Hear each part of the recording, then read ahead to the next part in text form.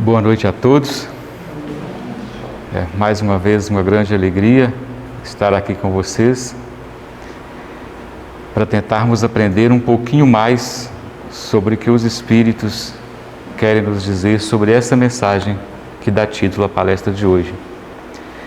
Como eu estou mantendo uma distância bem razoável de vocês, até de mais de 4 metros, eu vou tirar minha máscara para permitir que todos percebam melhor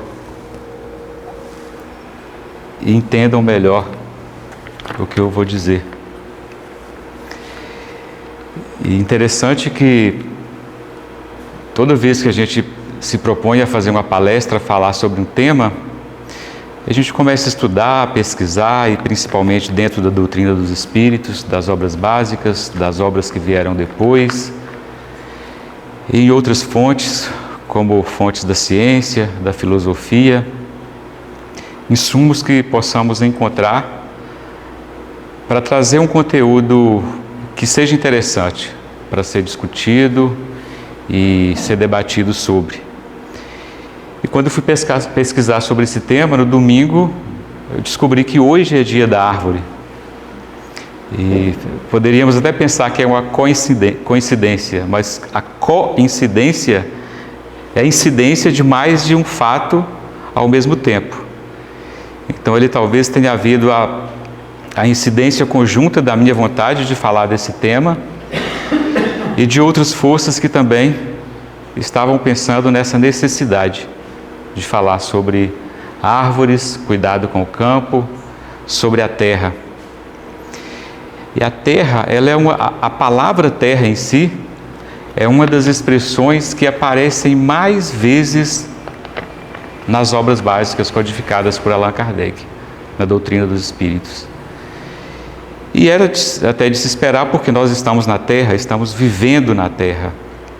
Então nós precisamos de entender um pouco mais sobre esse planeta, o que nós queremos desse planeta, o que esse planeta espera de nós, o que nós podemos aprender e compreender. E principalmente em se tratando dessa região aqui estamos, a região metropolitana de Belo Horizonte, estado de Minas Gerais, poderíamos estar falando com muito mais alegria neste momento sobre esse tema. Afinal, já temos uma inteligência suficiente, história suficiente para saber que os meses de agosto, setembro e até talvez meados de outubro são os meses de menor umidade relativa do ar nessa região, no estado como um todo, nessa região que engloba Minas, Goiás, São Paulo, um pedaço da Bahia, norte do Paraná, algumas regiões do Mato Grosso também. É a época do ano em que a umidade relativa do ar é menor e, portanto, mais sujeitas a incêndios. Estamos mais sujeitos a incêndio e deveríamos estar mais preparados para combater esses incêndios e principalmente para não produzir esses incêndios, porque nós já sabemos da consequência e estamos vivendo isso hoje. Basta a gente olhar um pouco para cima, a gente não consegue ver mais o céu direito nesses últimos dias em Belo Horizonte. É uma nuvem de fuligem, de fumaça, e que nos incomoda profundamente, não só o espírito, mas o físico também. Quantas pessoas sofrem com doenças respiratórias, com alergias, e é exatamente nessa época do ano, final do inverno, início da primavera, que essas doenças se afloram mais. E daí a necessidade de entendermos um pouco mais, e essa frase que dá título a essa fala de hoje, é uma frase que foi dita pelo Emmanuel e psicografada pelo Chico Xavier, no livro Consolador. Amai as árvores e tende cuidado com o campo, de onde florescem as bênçãos do céu. E o objetivo hoje é de a gente entender um pouquinho mais por que os Espíritos já de longa data já nos chamam a atenção do cuidado que devemos ter com as árvores e do cuidado que devemos ter com o campo.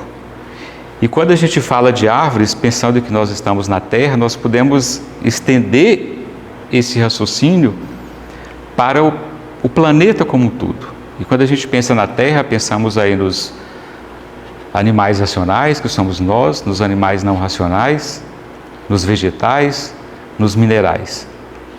Porque em tudo que nós estamos vendo nesse planeta e até do universo, no cosmos, o que a gente ainda não entende e o que a gente não consegue ver a olho nu, é ali que estão as fontes da inteligência, as fontes do nosso aprendizado.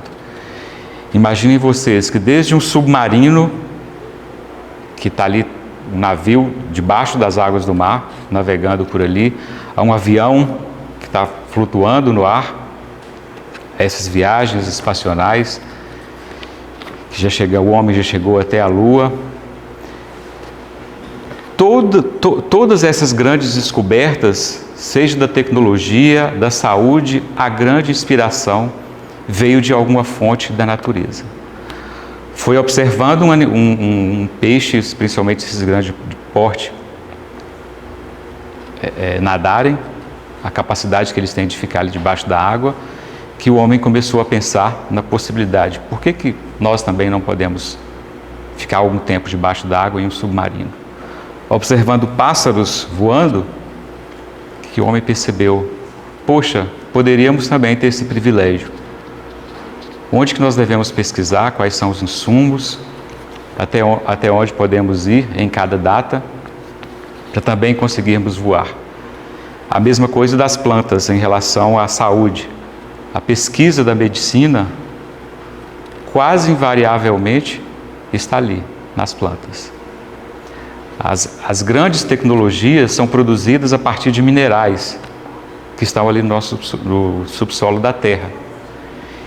Então, quando o Emmanuel diz, amai as árvores e tende cuidado com o campo, de onde florescem as bênçãos do céu, esse trecho está na obra do Consolador, numa parte específica que os espíritos estão trabalhando a botânica, mas nesse livro o Emmanuel também trabalha outras áreas da vida na Terra, para as quais a gente vai abranger um pouquinho mais aqui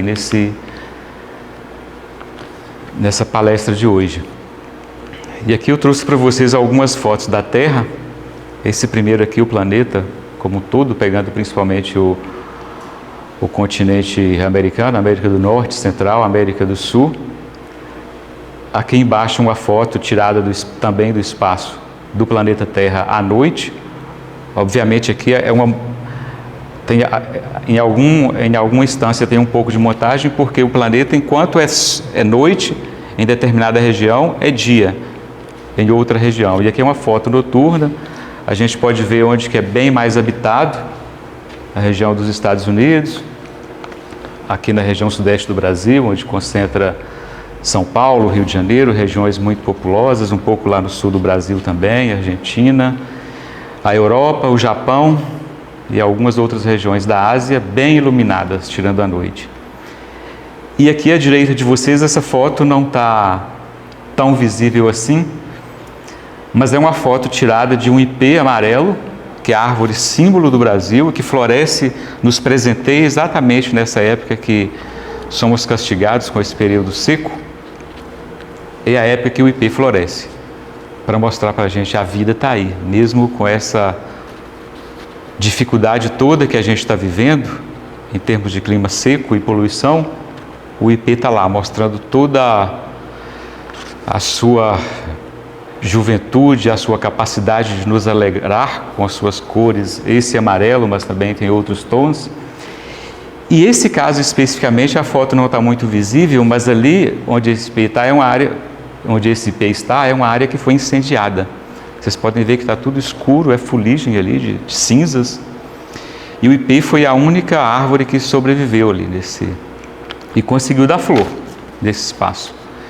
E é bem interessante que uns 15 dias atrás, eu fui numa cidade um pouco depois de Ouro Preto, e passando na beira da estrada, eu vi uma área que foi incendiada e uma das poucas árvores que estavam lá era um ipê com as 3 florzinhas amarelas, poucas, mas ele estava lá.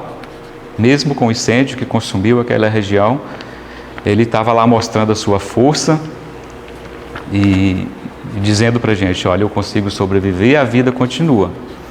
E o irmão Leocádio, ele já falou para a gente em outras situações, olha, não adianta o homem achar que pode destruir a vida. Não vai destruir a vida.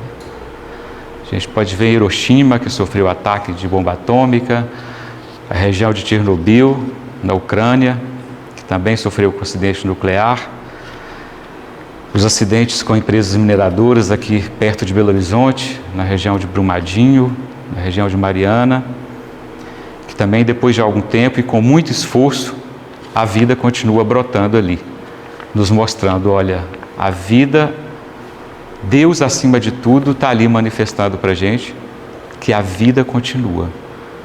Nenhuma força é maior do que essa capacidade que nós temos de nos fortalecer e que a natureza em si nos exemplifica tanto. E quando nós buscamos nas mensagens da própria Bíblia, quando Cristo traz para a gente a parábola do semeador, de sementes que foram deixadas em campos diferentes, em condições diferentes, um terreno um pouco mais fértil, outro menos fértil. Quando ele diz a cada pássaro o seu voo, ele está sempre buscando, mostrando para a gente que na natureza, ele inclusive utilizava na filosofia cristã, né, exemplificado para a gente, olha, olhe para a natureza, observem a natureza. Ali tem muito insumo para que nós possamos aprender e tornar a nossa vida um pouco mais amena. Porque na terra está em nós e nós somos a terra. Logo no início do livro dos Espíritos, e nas perguntas 44 e 47, foi perguntado aos Espíritos, de onde vieram os seres vivos para a terra? E a resposta dos Espíritos foi, a terra continha os germes que esperavam um momento favorável para se desenvolver. Os princípios orgânicos reuniram-se a partir do momento em que cessou a força de dispersão e formaram germes de todos os seres vivos.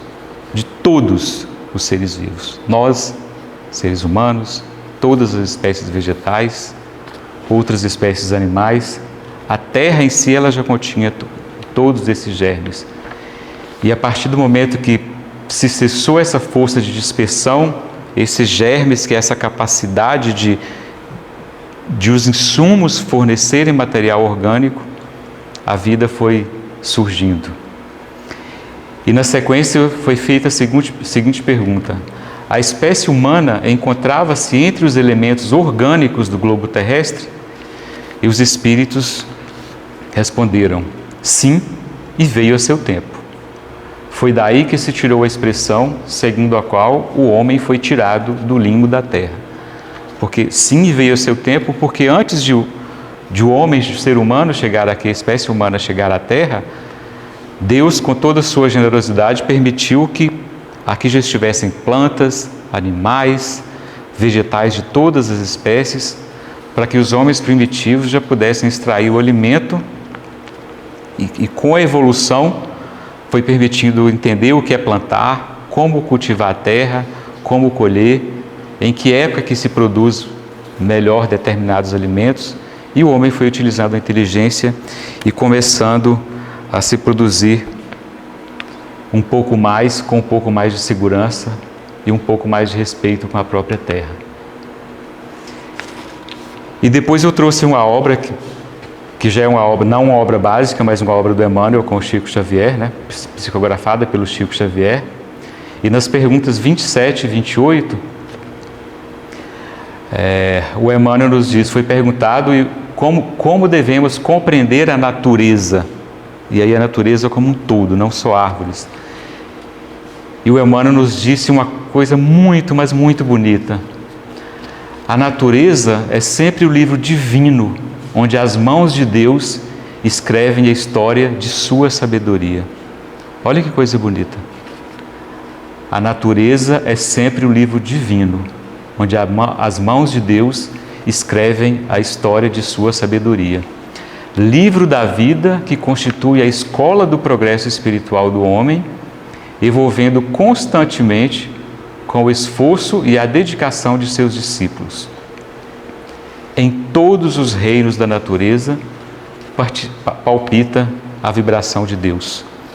No reino animal, no reino vegetal, no reino mineral, ali palpita a vibração de Deus. Quando Emmanuel nos diz que a natureza é sempre o livro divino, onde as mãos de Deus escrevem a história de sua sabedoria, quando a gente olha para o ipê amarelo florescendo no meio de incêndio, ali está um livro divino, Deus querendo mostrar para a gente, a vida continua. Não é vocês colocando em fogo que vai destruir tudo. A vida continua. Quando a gente vê um cachorro latindo na rua, ali é um livro divino, é uma força de Deus. Foi Deus que criou aquela vida. Quando vemos toda essa exuberância da Mata Atlântica, do Cerrado, dos Pampas, da Caatinga, os rios, espécies de peixe, as vegetações de outros países que sequer conhecemos pelos livros, ali está um livro divino. Ali está uma fonte onde nós podemos pesquisar com nossa inteligência e descobrir alguma informação que nos permita compreender um pouco mais a vida e dali tirar informações para que tenhamos uma vida um pouco melhor. E quando falamos do ser humano, mais complexo ainda, dada a complexidade que envolve o próprio ser humano, em cada um de nós palpita a vibração de Deus. Cada um de nós somos um livro divino. Somos filhos do mesmo Pai e esse Pai quer que estejamos bem. Quando estamos vendo esses incêndios acontecendo, será que muitos acham que é castigo? Será que isso é castigo de Deus? Sendo nós um livro divino, Deus por si só, Ele escreveria uma página tão cruel em relação às nossas vidas? É aí que nós temos que entender. Onde que é o nosso papel? O que a gente pode fazer? Onde que nós podemos contribuir para que esses eventos não aconteçam?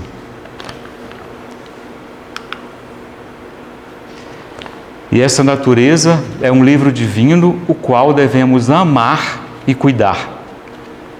E aí, na sequência, no livro Consolador, o Emmanuel vem nos trazer a partir da seguinte pergunta: os espíritos desencarnados se preocupam com a botânica? E o Emmanuel nos respondeu para o Chico, e o Chico gentilmente psicografou para todos nós. Esse departamento da natureza, que é o reino vegetal, campo de evolução como os outros, recebe igualmente o sagrado influxo do Senhor, através da assistência de seus mensageiros, desde os pródromos da organização planetária. Os pródromos aí desde o início da organização planetária, quando tudo começou. Recordai-vos de que o homem é discípulo numa escola que o seu raciocínio já encontrou organizada a sabedoria divina em nome de Deus, que é a origem sagrada de nossas vidas. Amai as árvores e tende cuidado com o campo onde florescem as bênçãos do céu. Olha que coisa mais linda que o Emmanuel quer nos trazer aqui. Amai as árvores e tende cuidado com o campo onde florescem as bênçãos do céu. Amai a natureza, que é de onde nos vêm todas as bênçãos. Se a gente alongar um pouquinho nosso pensamento para tudo que nos sustenta na vida, sustenta esse corpo e sustenta o nosso espírito, sustenta o nosso psicológico, é a natureza que nos fornece. O feijão, o arroz, o óleo de soja, o milho, todos os ingredientes que nós comemos vieram da natureza. O algodão, outros insumos que fornecem a roupa que nós vestimos, vem da natureza. A madeira que fornece essa cadeira, que permitiu que essa cadeira fosse fabricada, veio da natureza. A energia elétrica que utilizamos vem das águas, ainda vem muito das águas represadas mas a energia está cada vez mais vindo também de outras fontes mais renováveis, como o sol, os ventos, sendo produzida de fontes menos poluentes. E mesmo o próprio psicológico, aquilo que nos sustenta, que sustenta o nosso estado psicológico, às vezes é a própria natureza. Alguns dias atrás, começou a ser feito um evento que vilarejos do mundo inteiro participam, né, de qual é o vilarejo mais aconchegante, vilarejo que tem importância histórica, tem importância natural, tem importância cultural, quais que são hoje os mais importantes do planeta. E tem um vilarejo chamado São Bartolomeu, que é um distrito de Ouro Preto, que é um candidato bem forte hoje, que representando o Brasil, e aqui do ladinho da gente. Esse vilarejo é um vilarejo histórico, que tem uma importância cultural muito grande, seja na arquitetura, na produção de alguns doces, mas ele também fica dentro de uma reserva vegetal lindíssima, que é a região onde que nasce o Rio das Velhas, que fornece água para Belo Horizonte. E ao mesmo tempo que a gente fica feliz desse vilarejo estar concorrendo como um dos lugares importantes para o mundo desses quesitos, aí vem a preocupação, que esse vilarejo fica extremamente conhecido,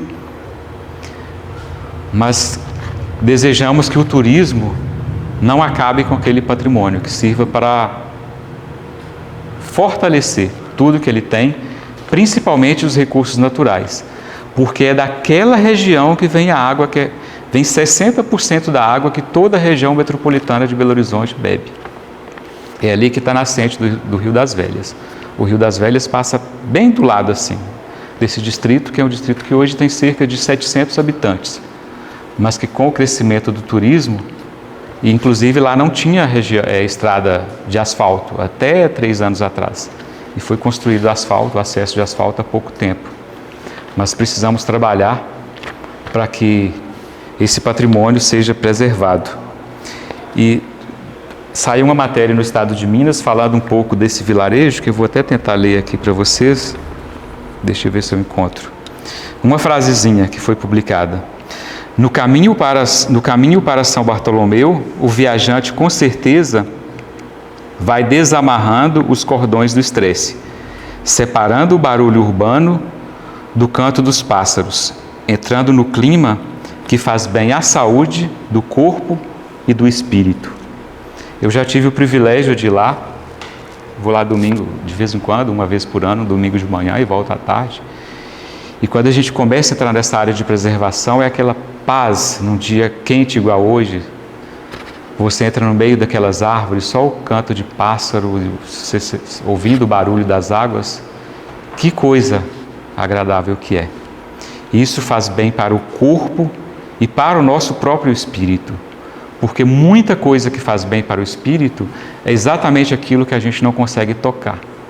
É essa paz que a gente sente da natureza, do campo, das árvores, das águas e dos pássaros.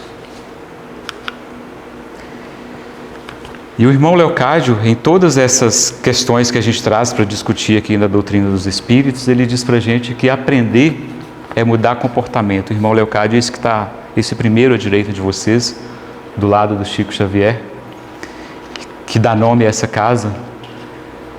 Ele sempre reforça para a gente que aprender é mudar comportamento. Muita coisa a gente tem informação sobre, a gente tem ideia de como funciona, mas se a gente não muda comportamento, é porque a gente ainda não aprendeu. E aqui eu trouxe alguns itens fáceis de a gente tentar trazer para a nossa vida do dia a dia, para tentar fortalecer um pouco mais esse hábito de preservação e de manter esses insumos que a natureza nos fornece. Não desperdiçar água, coisa simples, vai escovar dente, enquanto está escovando, fecha a torneira, vai tomar banho, enquanto está passando sabão no corpo, fecha a torneira para gastar menos água tratada, porque se aquela água for para o ralo, a Copasa vai ter que buscar água, talvez de lugares mais longe, porque já estamos tendo que buscar água mais longe. A região metropolitana, além do sistema do Rio das Velhas, é abastecida pelo sistema Paraopeba também, que é o Rio Paraopeba. E na época daquele acidente com a empresa mineradora, a Copasa começou a ter que buscar água em uma região mais longe, porque senão faltaria água para a região metropolitana de Belo Horizonte. Economizar energia. Não estou no ambiente da minha casa que não estou utilizando a luz, para que deixar aquela luz acesa? Não comprar produtos sem necessidade. E aí a nossa educação para o consumo mesmo. Vamos consumir aquilo que temos necessidade. Para que ficar guardando e comprando tanta coisa que não nos será útil? Separar o lixo. Algo que algumas regiões, até alguns bairros de Belo Horizonte, alguns condomínios já estão fazendo. As cidades europeias já estão bem mais avançadas em termos de, em cada casa, separar cada tipo de lixo e ver a utilização que cada um pode ter. Até porque, do ponto de vista da Terra, não existe descarte. Aquilo que a gente está chamando de jogar no lixo, aquele lixo é a nossa própria casa, que é o planeta Terra. A gente não tem como tirar isso do planeta Terra. Então temos que reaproveitar da melhor forma possível. Não jogar esse lixo nas ruas, entupindo bueiros. Na medida do possível, andar um pouco mais a pé. Se eu vou me deslocar em uma distância que é curta, vou a pé, vai fazer bem para o meu corpo, movimentar mais o meu corpo e gastar menos combustível. Reaproveitar, que também está muito ligado com essa questão de separar o lixo. Hoje, plástico, papelão, metais principalmente. Se você vai daquela região dos viadutos do Complexo da Lagoinha, o que a gente chama de catadores de lixo, eles estão prestando um trabalho imenso para a humanidade. De separar papelão, separar plástico, separar metal e outros insumos que podem ser reaproveitados. Não comprar animais silvestres. Infelizmente, a gente ainda tem comércio de animais silvestres no Brasil e mundo afora. Evitar o uso de produtos descartáveis de sacolas plásticos. Toda vez que a gente usa um copo descartável, é uma sacola plástica que vai para o que a gente chama de lixo, é mais um produto que pode demorar ali décadas, talvez séculos, para ser consumido pela natureza, porque a natureza ela tem o tempo dela. Quando aquela foto que a gente viu ali do ipê florescendo naquele incêndio, a vida vai existir o tempo todo, mas a natureza ela precisa do tempo dela. Ela precisa do tempo dela para conseguir, digamos, consumir isso que a gente chama hoje de lixo. E por que mais uma vez, esse cuidado com a natureza? No Consolador, o Emmanuel traz para a gente, o Chico traz para a gente através do Emmanuel, que na natureza está a cura para muitos males. Por que não será permitida às entidades espirituais a revelação dos processos de cura da lepra, do câncer e de diversas outras doenças? Antes de qualquer... Aí o Emmanuel respondeu para o Chico e o Chico codificou. Antes de qualquer consideração, devemos examinar as leis das provações e a necessidade de sua execução plena. Na própria natureza e na organização de fluidos inerentes ao planeta, residem todos esses recursos para a cura das doenças. A cura já está lá. A gente precisa entender como ela vai chegar. Até hoje, inaprendidos ou não aprendidos pela ciência dos homens. Jesus curava leprosos com a simples imposição de suas mãos divinas. O plano espiritual não pode quebrar o ritmo das leis do esforço próprio, como a direção de uma escola não pode decifrar os problemas relativos à evolução dos seus discípulos. O plano espiritual, ele não vai acelerar esse processo por nós. Os homens que têm que trabalhar para conseguir compreender todo esse processo que a natureza já nos permitiu, já tem insumos para que tenhamos cura para diversos tipos de doença. E por isso que a gente não pode, esse é um dos motivos pelos quais nós precisamos urgentemente trabalhar para que não haja destruição. Imagina se algumas espécies vegetais que são insumos para a cura de doenças como o câncer, hoje elas podem estar sendo destruídas por esses incêndios, porque a ciência ainda não conseguiu trabalhar de forma até se chegar a essa cura. E além dessa questão que o Emmanuel está trazendo aqui, tem outros pontos que eu trouxe aqui para vocês, muito interessantes, em relação a plantas medicinais, de pesquisadores trazendo conhecimento científico e chamando atenção para todo o conhecimento que já existe em relação a algumas línguas indígenas. E aí a gente tem que pensar, os índios, os indígenas, assim como nós, assim como todas as espécies, também são livros divinos. Eles são livros divinos onde ali existe uma fonte enorme de conhecimento. Estudo alerta que até 91% da sabedoria das comunidades indígenas sobre plantas com potencial farmacológico e terapêutico desaparecerão com a morte das línguas desses índios. Por que essa reportagem está chamando a atenção para isso? Algumas tribos que estão ficando quase sem espaço para sobreviver, elas estão só diminuindo e a língua original delas também está desaparecendo. E como esses conhecimentos eles só existem naquela língua, não tem gravação em tecnologia, muito menos codificação em livros, esse conhecimento está correndo o risco de desaparecer. Entre 73% e 91% do conhecimento sobre os usos medicinais das plantas em certas regiões da América do Norte, da Amazônia e da Nova Guiné, corre o risco de desaparecer porque é de conhecimento exclusivo dos indígenas de cada uma dessas regiões.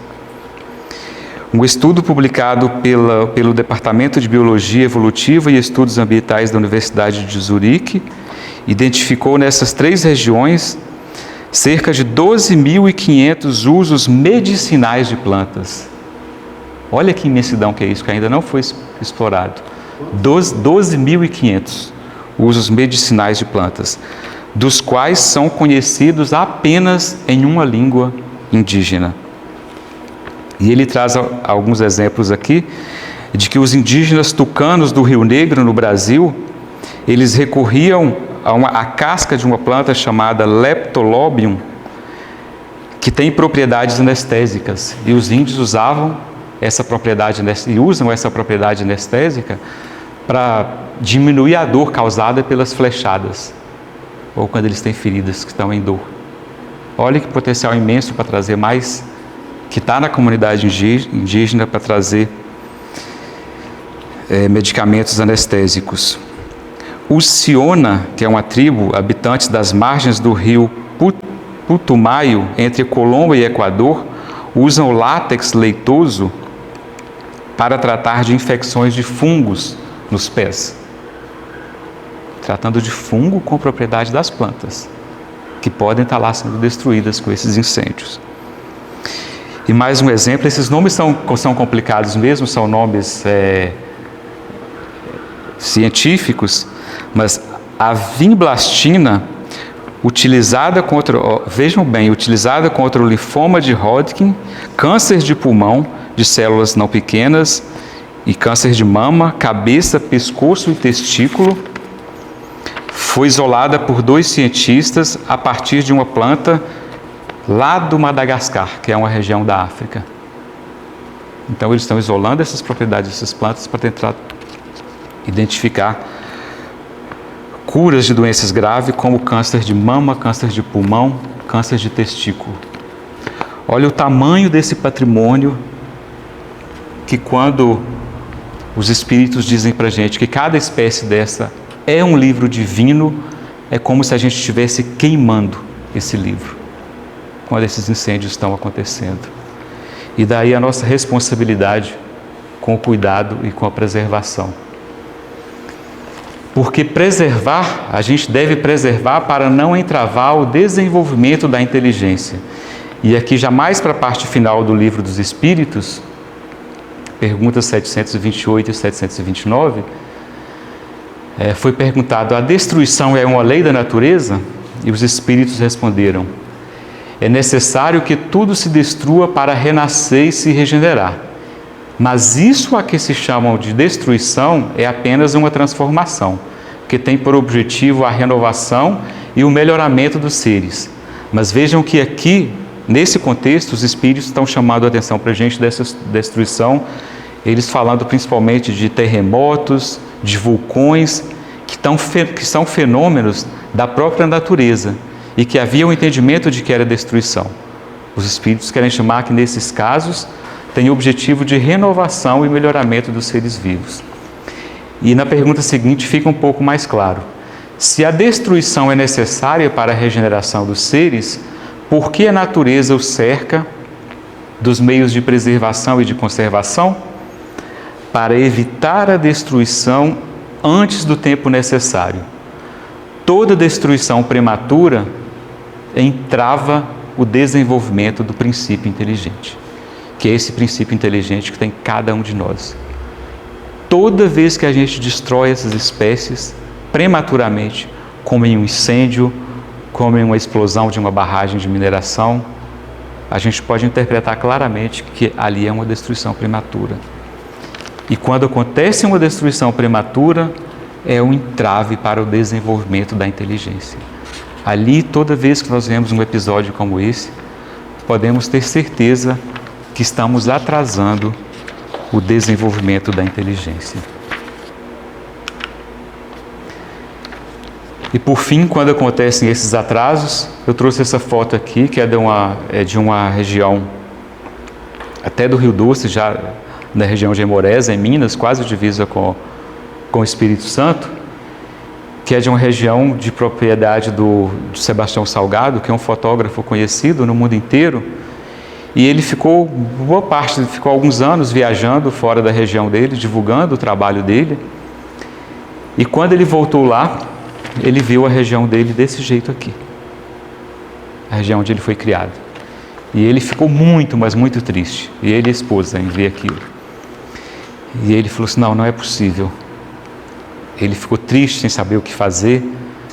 Mas aí ele parou, pensou e falou assim: a gente pode tentar melhorar um pouco mais esse cenário. E ele reuniu com uma turma de espíritos bons, encarnados e desencarnados, que trabalham com ele. E quase 20 anos depois, olha como está essa região. E a partir do trabalho dele, ele conseguiu envolver proprietários de terra em volta da terra dele. E eles conseguiram, e têm conseguido a cada dia, aumentar essa área de preservação. Eles continuam produzindo mais do que produzia antes, produzindo coisas diferentes, sem destruir tanto como estavam destruindo. E para finalizar essa mensagem nossa do Dia da Árvore, eu vou ler para vocês uma poesia pequena do irmão Antônio Grimm, que é esse aqui à esquerda de vocês, que é um dos espíritos que nos auxiliam nessa casa, uma poesia chamada Uma Indagação. Ele diz o seguinte: olhei uma pequena planta e perguntei o seu significado. Alonguei o meu olhar e vi muitas outras. Busquei compreendê-las. Foi difícil. Nas dificuldades, alcancei respostas, todas dando sentido de unidade. Nas observações percebi, no espaço e no tempo, a evolução. As flores, os frutos, as interações. O esplêndido movimento das folhas, dos galhos, a vibração dos troncos. Descobri que se comunicam pelos sons das raízes e de toda a estrutura de suas vidas. Foi maravilhoso perceber os tons, o contínuo e permanente movimento. A impressão nítida que sentia que me ouviam, que falavam comigo. Sentia dificuldades em interpretá-las. nas vivências diárias, fui alcançando um maior domínio do meu olhar, do meu ser no olhar. No olhar, conjuguei com os sons, ouvi melhor. Na percepção, descobri que estava integrado a todo aquele conjunto de vida. No impacto da consciência de pertencimento com a natureza, descobri o meu ser e nunca mais parei de me alcançar. Fui, sou e serei sempre a força integrada da vida. Olha que coisa bonita esse poema do irmão Grimm. A primeira vez que ele começou a olhar as plantas, ele teve dificuldade de interpretar. À medida que ele foi olhando e percebendo, ele foi conseguindo entender que aquelas plantas, assim como ele e assim como nós, somos partes de um mesmo conjunto, que estamos integrados, que somos cada uma parte desse livro divino, que no final forma esse livro maior, que é toda essa caridade e essa generosidade que Deus teve conosco de nos deixar encarnar nesse planeta tão bonito. E à medida que nós vamos evoluindo, percebendo que só somos uma pequena parte, a gente começa a querer cuidar mais. E quem sabe transformar esses espaços em lugares mais agradáveis para todos nós. Essa era a mensagem que eu gostaria de trazer para vocês através de mensagens do Emmanuel, do irmão Grimm, do irmão Leocádio, da codificação de todos os espíritos que trabalharam com Allan Kardec, para esse dia da árvore, e que é um dia que a gente pode pensar não só na árvore, mas como a vida como um todo, como todas as espécies que estão aqui formando esse conjunto que é o planeta Terra.